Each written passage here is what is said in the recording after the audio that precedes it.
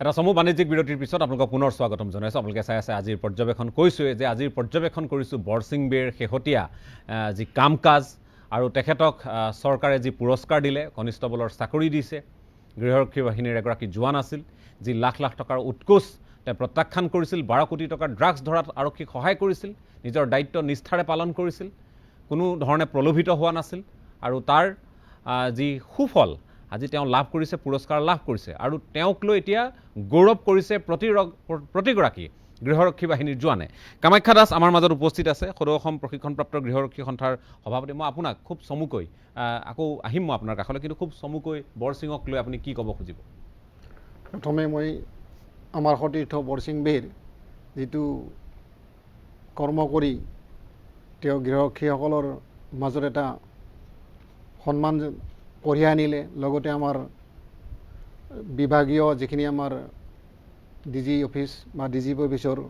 কৰ্মকৰ্তাসকলে এটা মানে সন্মান কঢ়িয়াই আনিলে, লগতে আমাৰ গৃহৰক্ষীৰ যিখিনি ভাই বন্ধু তেওঁলোকৰ মাজত এটা উৎসাহ উদ্দীপনা এটা যোগাই আনিলে। গতিকে এই ক্ষেত্ৰত প্ৰথমতে তেখেতক মই মোৰ ফালৰ পৰা নমস্কাৰ জনাইছোঁ, ধন্যবাদ জনাইছোঁ তেখেতৰ কৰ্মত। তেখেতে এটা উদাহৰণ দি গ'ল, যিটো উদাহৰণে নেকি আজি বহুত আমাৰ ভাস্কৰদেৱ ছাৰে ক'লে যে কেবিনেটৰ সিদ্ধান্ত মতে আজি তেখেতক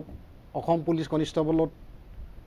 তেওঁক মানে নিযুক্তি দিয়াৰ কাৰণে সিদ্ধান্ত ল'লে। এনেকুৱা উদাহৰণ বহুত আছে যে অসম প্ৰশিক্ষণপ্ৰাপ্ত গৃহৰক্ষী সন্থাৰ যিখিনি কৰ্মৰত জোৱান, এই জোৱানসকলে যিখন ৰাজ্যত 27,000 মানুহে কাম কৰি আছে দিনে নিশাই, আৰু এই কথাখিনি অসমৰ জনসাধাৰণে জানে আৰু যিখিনি বিভাগীয় কৰ্তৃপক্ষ তেওঁলোকে জানে যে এই ধৰণৰ উদাহৰণ ভাল ভাল কামৰ উদাহৰণ বহুত আছে। আমি দেখিলোঁ যে আমাৰ প্ৰথমতে আমাৰ DGP মহন্ত ছাৰে ক'লে যে এনেকুৱা উদাহৰণ আমাৰ বহুত আছে। গতিকে মই ভাবিছোঁ যে ৰাজ্যখনৰ যিটো কেবিনেট আছে, কেবিনেট পৰ্যায়ৰ যিখিনি আমাৰ কেবিনেট মন্ত্ৰী বিষয়া আছে, মাননীয় মুখ্যমন্ত্ৰী মহোদয় আমাৰ আছে,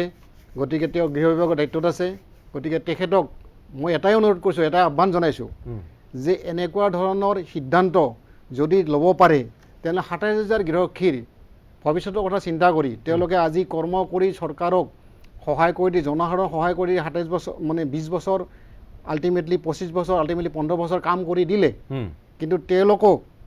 তেওঁলোকৰ কাৰণে এটা নিয়মীয়াকৰণৰ আমি কৈছিলোঁ যে আমি যে গৃহৰক্ষী সন্থাৰ যে আইনৰ কিছুমান মেৰপেচ আছে, যে এই মেৰপেচখিনি শেষ কৰি যে গৃহৰক্ষীসকলৰ চাকৰিটো নিয়মীয়াকৰণ কৰিব লাগে, নিয়মীয়াকৰণ কৰিব লাগে। যে 1 নম্বৰ কথা যে সময়ৰ উপযোগী হোৱাকৈ আইনখন সংশোধন কৰিব লাগে, যে 1947 চনৰ গৃহৰক্ষী আইনখন সময়ৰ উপযোগী সংশোধন ঘটাই গৃহৰক্ষীসকলৰ চাকৰিটো নিয়মীয়াকৰণ কৰিব লাগে। আৰু এইটো আমি বাৰে বাৰে কৈ আছিলোঁ আৰু আমি সন্থাই বাৰে বাৰে প্ৰত্যেকটো আলোচনাতে কৈছিলোঁ যে আপোনালোকে 1947 একখন সংশোধন কৰিব লাগে। মাননীয় আমাৰ ৰিটায়াৰ্ড মানে দিলীপ বৰা ছাৰ, তেখেতৰ দিনতো মই মিটিং কৰিছিলোঁ। তেখেতে কৈছিল যে আপোনালোকে 1947 একখনৰ কোনটো কনচেপ্ট আপোনালোকে সংশোধন কৰিব লাগে। আমি কৈছিলোঁ যে ভলেণ্টাৰী যেতিয়া বেৰিয়াৰ হৈ থাকে, যে ভলেণ্টাৰী কনচেপ্টটো আপোনালোকে উঠাই দিয়ক, যে অক্সিলাৰী ফ'ৰ্চ হিচাপে কৰক। অক্সিলাৰী ফ'ৰ্চ কৰিলে তেতিয়া এই গৃহৰক্ষী 27,000 গৃহৰক্ষীৰ পৰিয়াল, 27,000 গৃহৰক্ষীসকলৰ ভৱিষ্যত উপকৃত হ'ব। মই আকৌ আহিম আপোনাৰ কাষলৈ, মই ইক্ৰামো আছে, মই ইক্ৰামৰ কাষলৈ যাম। মই যিহেতু বৰষুণ দি আছে আৰু সমস্যাৰ সৃষ্টি হ'ব পাৰে পৰৱৰ্তী সময়ত, লখিমপুৰৰ আমাৰ যিসকল আৰক্ষীৰ ভাই বন্ধু আছে তেওঁলোকৰ কথাখিনি জনাত অসুবিধা হ'ব পাৰে। মই আহিব খুজিছোঁ নীলপৱন সভাপণ্ডিত আপোনাৰ কাষলৈ। বৰসিঙক লৈ কিমান উৎফুল্লিত তেওঁলোক?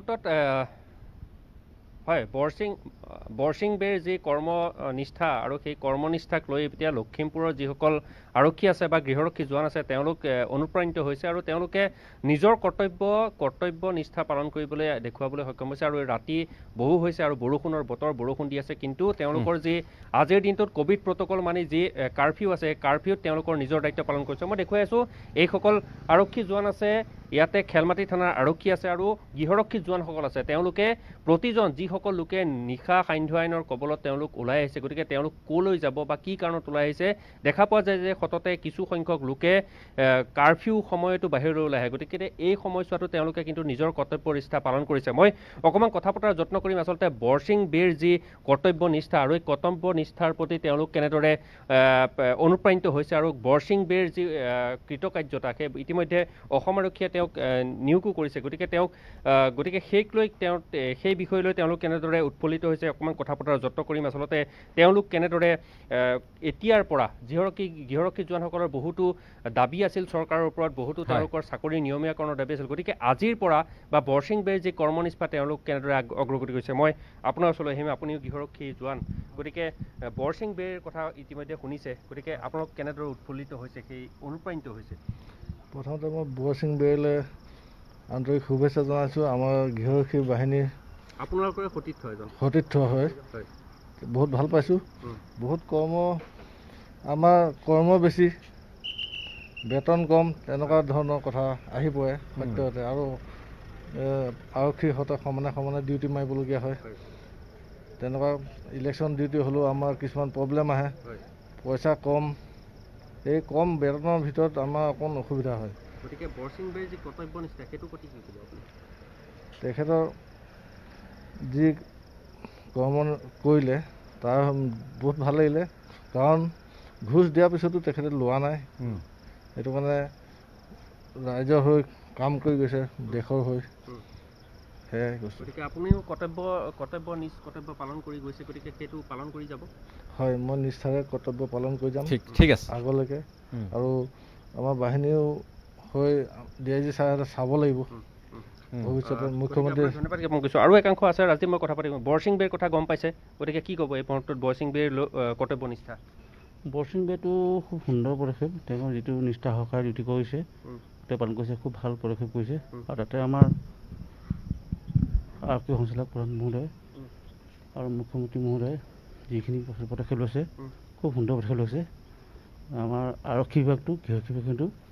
কাম কৰিবলৈ পদক্ষেপ মানে ভাল কাম কৰিবলৈ আৰু মানে হ'ব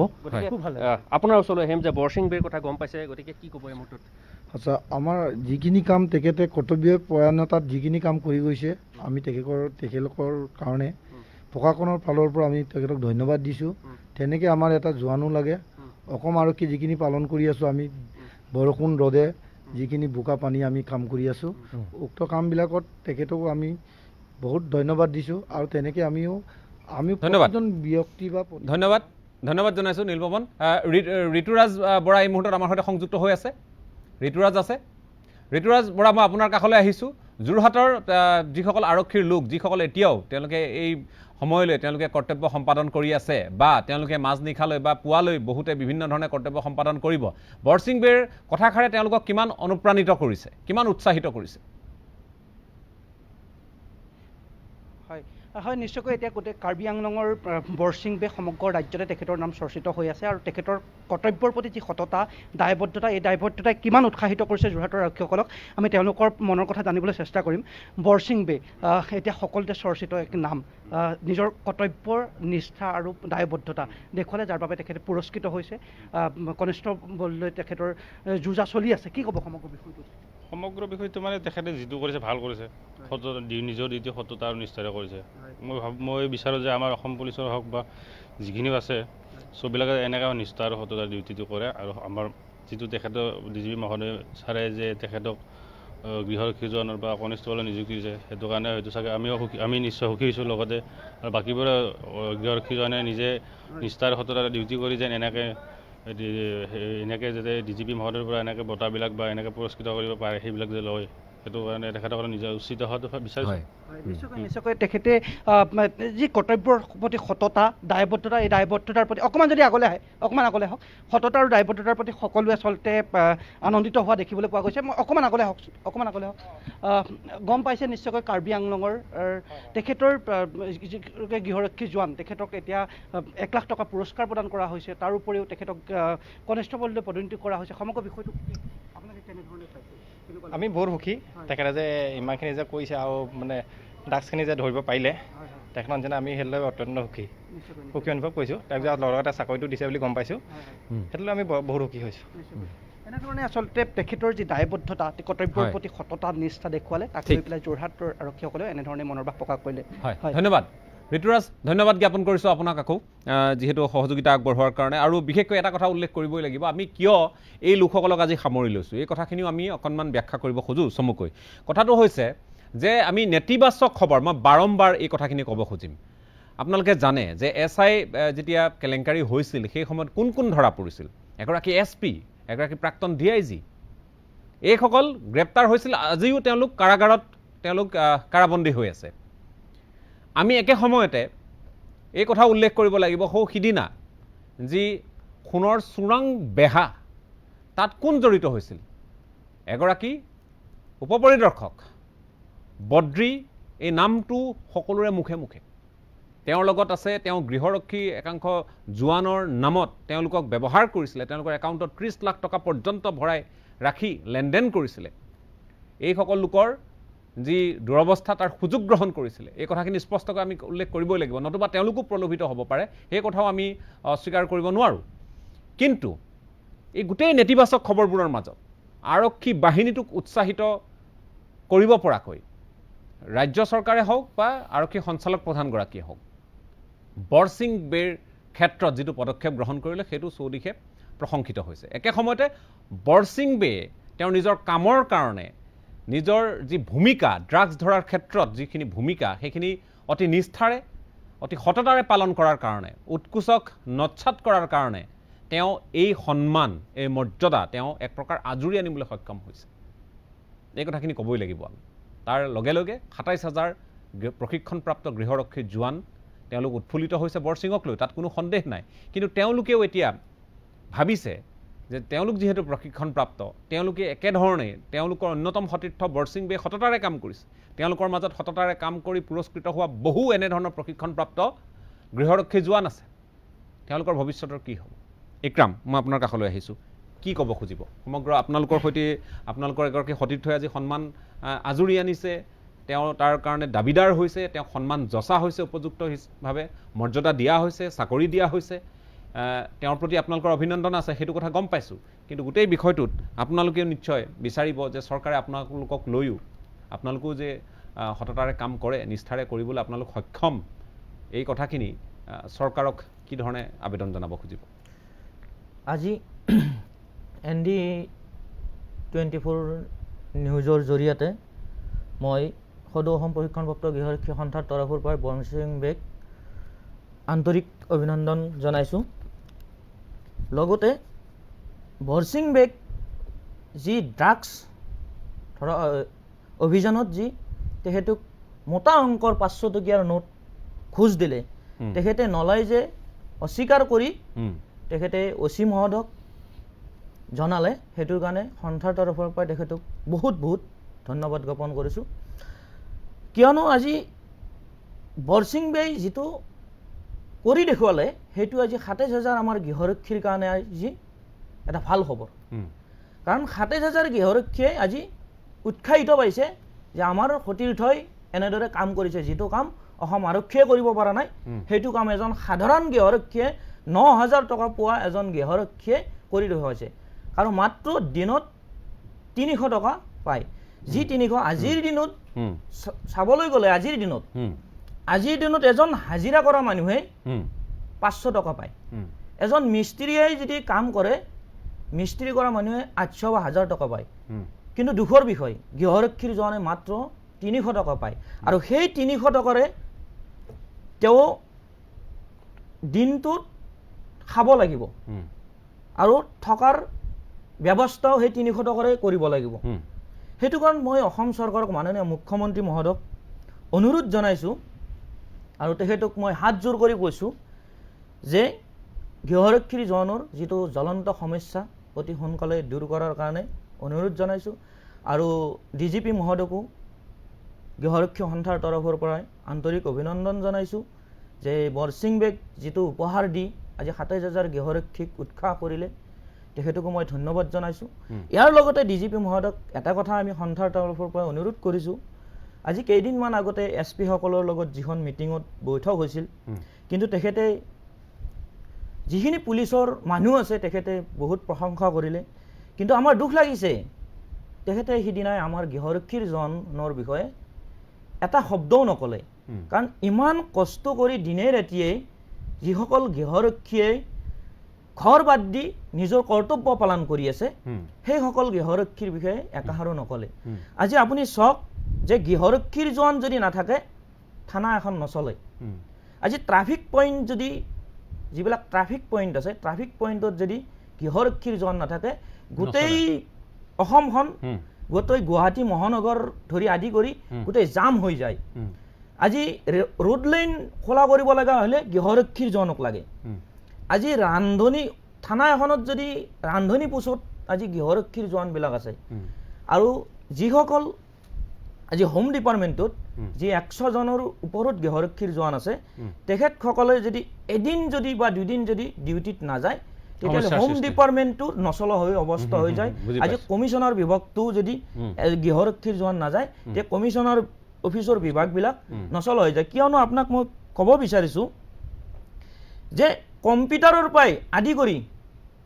কেছ ডায়েৰী লিখাৰ পৰাই আদি কৰি গৃহৰক্ষীৰ জোৱানে সকলো কাম কৰিব লগা হৈছে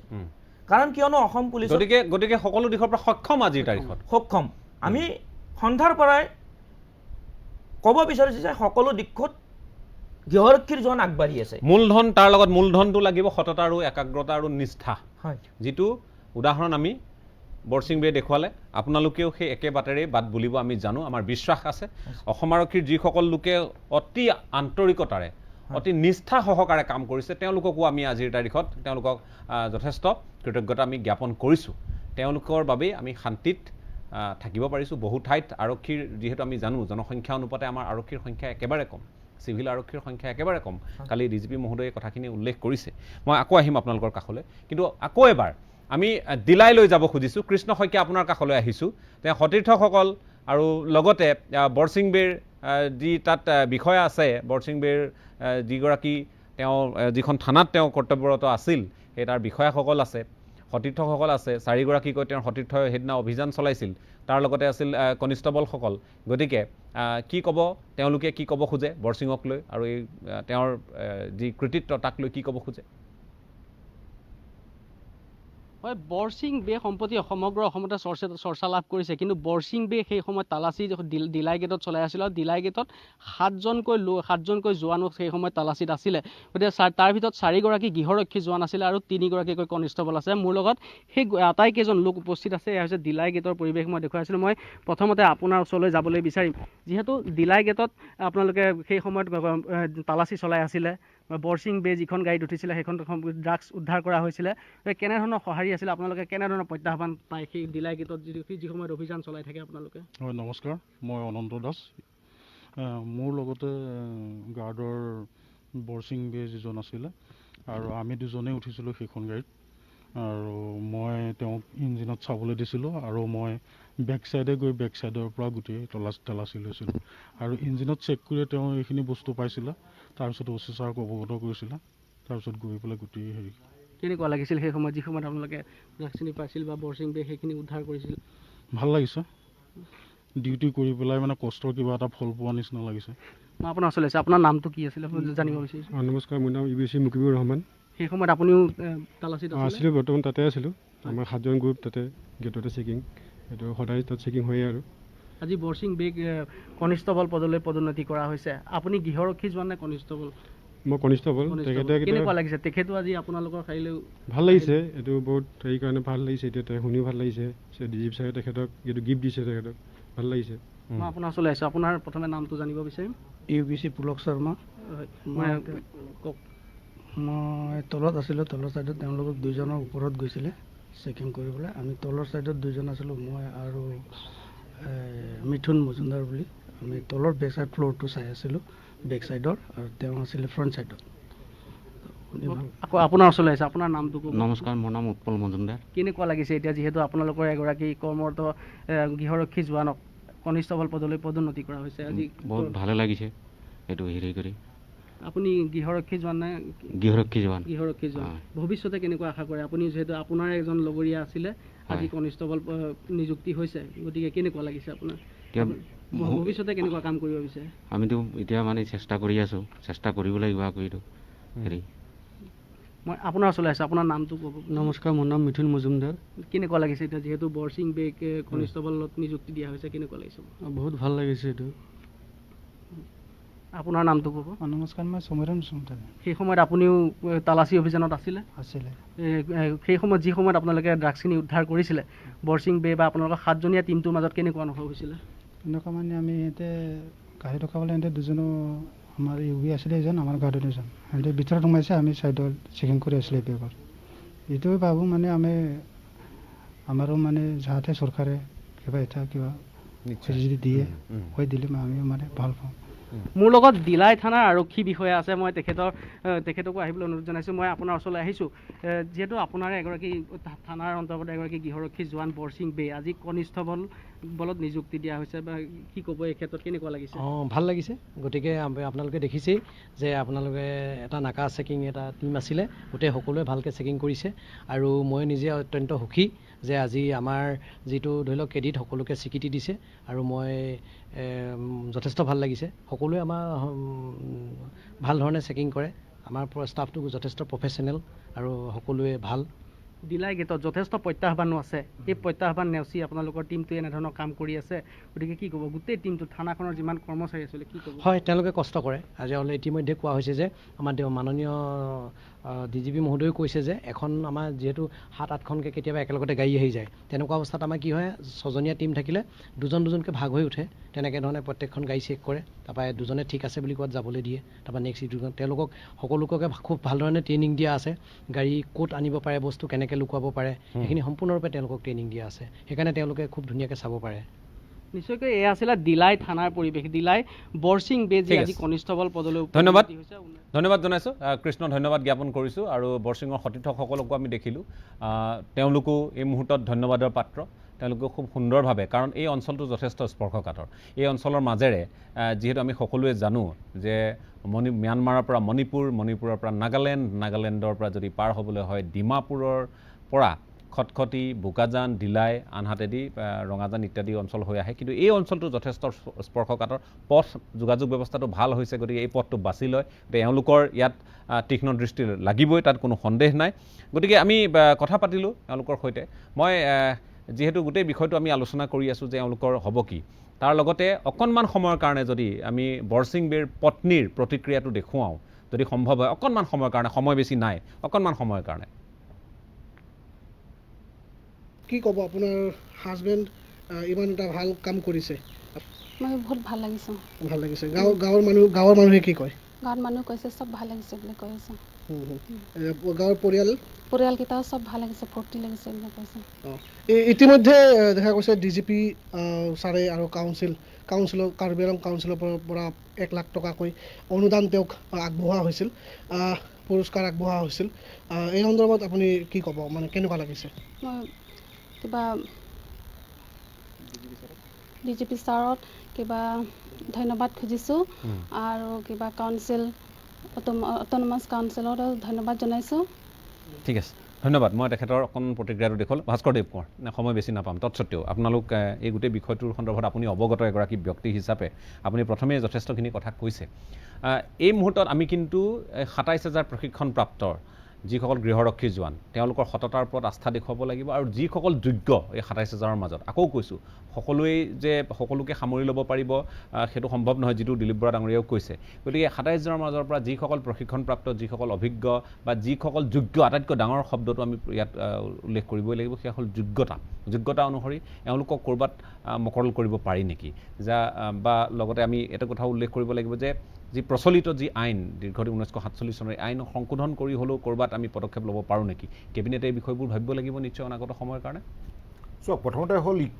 আইনত এটা কথা আছে যে equal pay' for equal work. আজি যদি হোমগাৰ্ড এজনে যদি পুলিচ কনষ্টেবলৰ নিচিনা একে কাম কৰিছে, তেতিয়াহ'লে তেওঁ ইকুৱেল পে' কাৰণে তেওঁ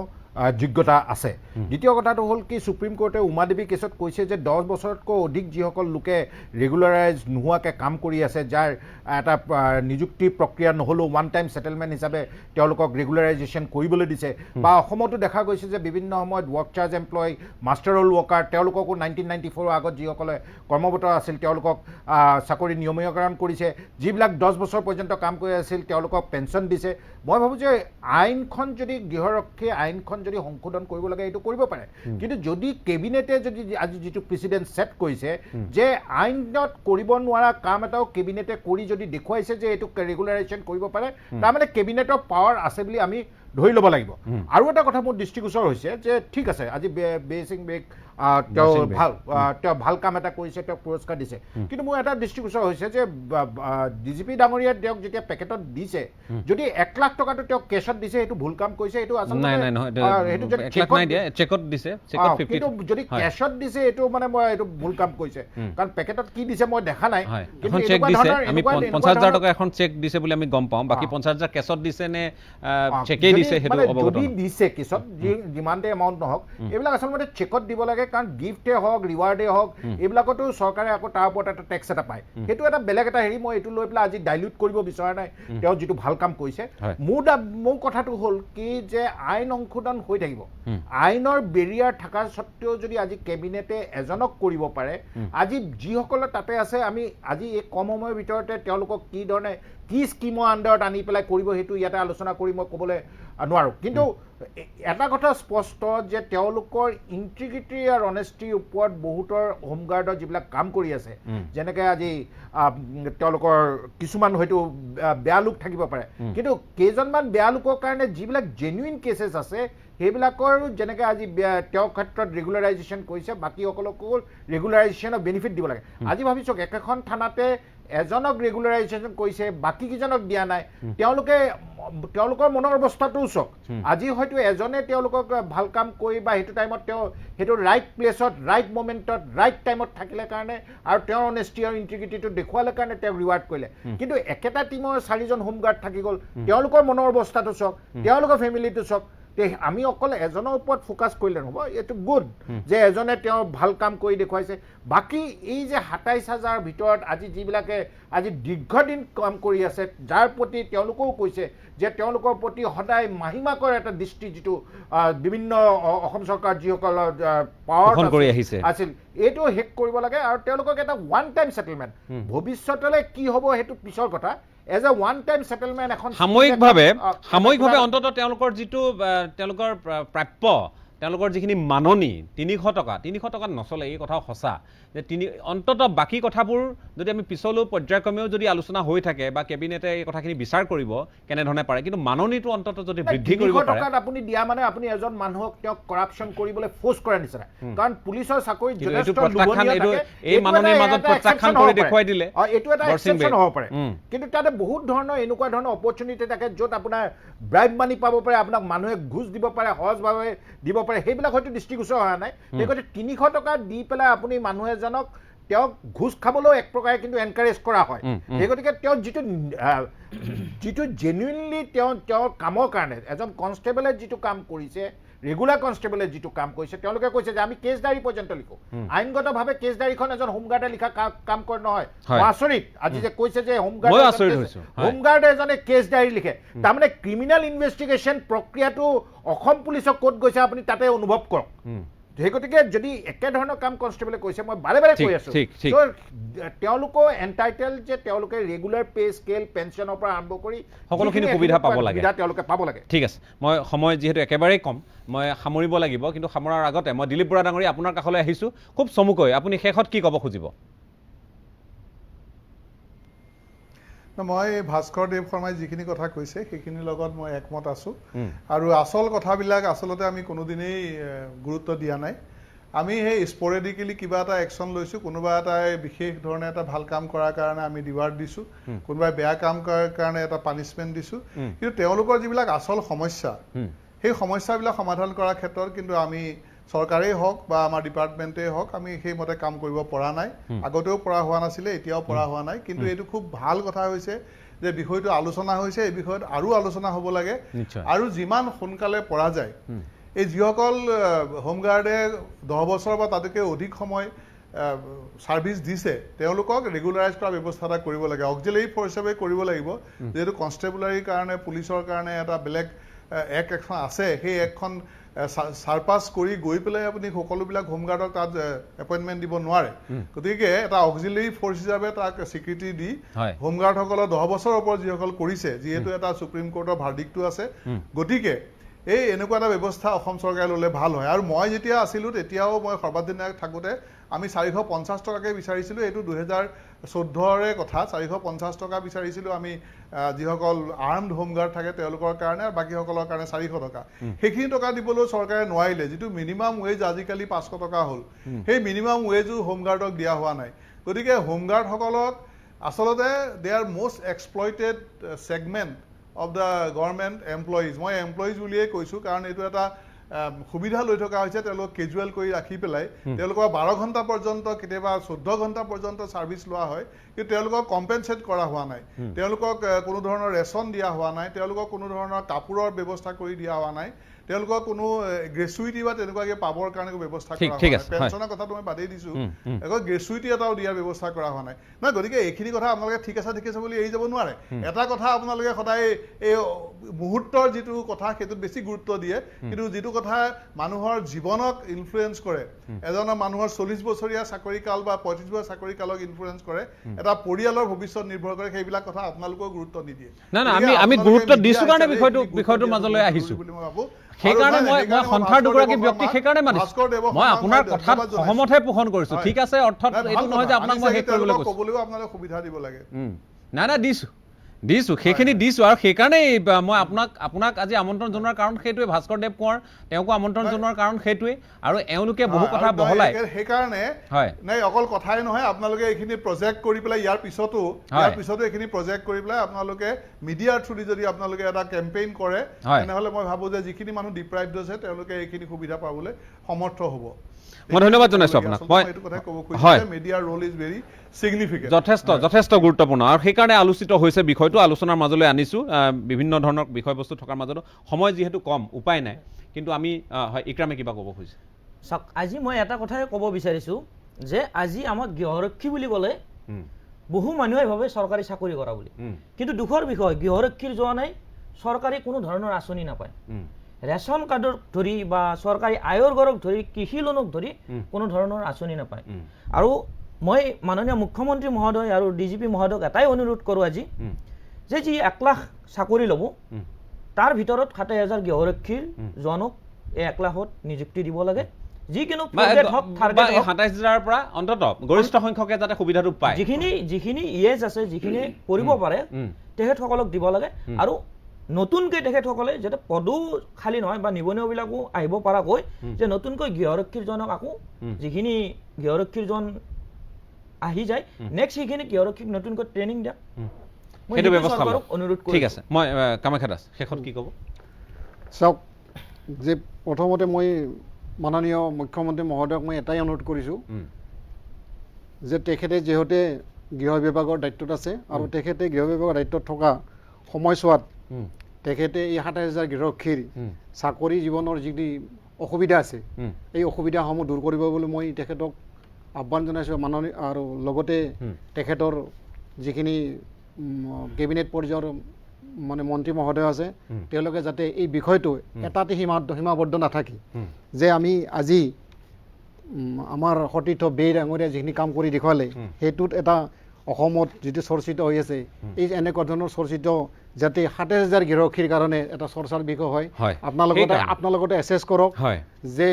আমাৰ 27,000 গৃহৰক্ষীয়ে যাতে এনেকুৱা ধৰণৰ ভাল কাম কৰাৰ পিছতো আমি ন্যায্য প্ৰাপ্তিৰ পৰা আমি বঞ্চিত হৈ আছোঁ।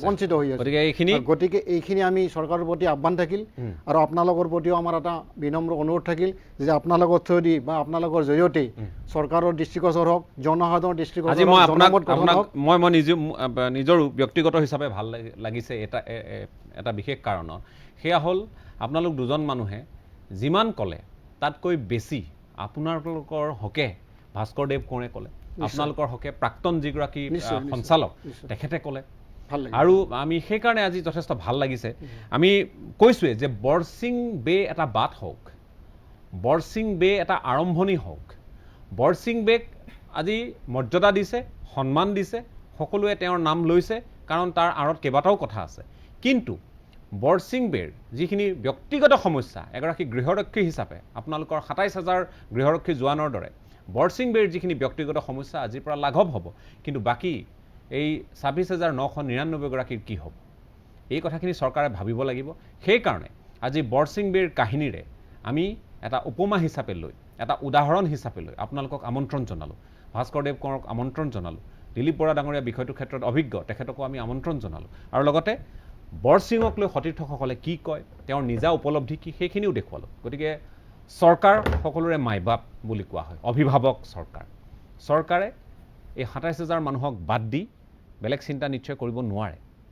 এই ২৭,০০০ মানুহৰ চিন্তা তেওঁলোকৰ মন মগজুত, প্ৰতিগৰাকী মন্ত্ৰীৰ মন মগজুত থাকিব লাগিব। ছিষ্টেমটোৰ বা ব্যৱস্থাটোৰ চিন্তাত থাকিব লাগিব এই ২৭,০০০ লোক। গতিকে এই বিষয়টো আজি আমি আলোচনাৰ মাজলৈ আনিলোঁ। বৰসিঙক পুনৰবাৰ আমি অভিনন্দন জ্ঞাপন কৰিছোঁ। লগতে DGP ভাস্কৰজ্যোতি মহন্ত আৰু ৰাজ্য চৰকাৰক আমি ধন্যবাদ জ্ঞাপন কৰিছোঁ, কাৰণ তেওঁলোকে বৰসিঙৰ ক্ষেত্ৰত যিখিনি প্ৰাপ্য, যিখিনি মৰ্যাদা দিব লাগে সেইখিনি দিলে। কিন্তু একে সময়তে টানি অনুৰোধ জনাইছোঁ, আহ্বান জনাইছোঁ, যাতে বাকী ২৭,০০০ গৃহৰক্ষী বাহিনীৰ জোৱানৰ তেওঁলোকে যাতে তেওঁলোকৰ জীৱন ধাৰণৰ মান উন্নত কৰিব পৰাকৈ, নিজৰ পৰিয়ালটোক পোহপাল দিব পৰাকৈ, পৰিয়ালটোৰ কথা চিন্তা কৰিব পৰাকৈ বা বিভিন্ন সময়ত ঋণ ইত্যাদিৰ সুবিধা লাভ কৰিব পৰাকৈ তেওঁলোকৰ ক্ষেত্ৰতো সমানেই দূৰদৰ্শী দৃষ্টি নিক্ষেপ কৰি কাৰ্যব্যৱস্থা গ্ৰহণ কৰে। আৰু ইয়াৰ লগে লগে আজিৰ পৰ্যবেক্ষণ সামৰণি মাৰিছোঁ। ধন্যবাদ।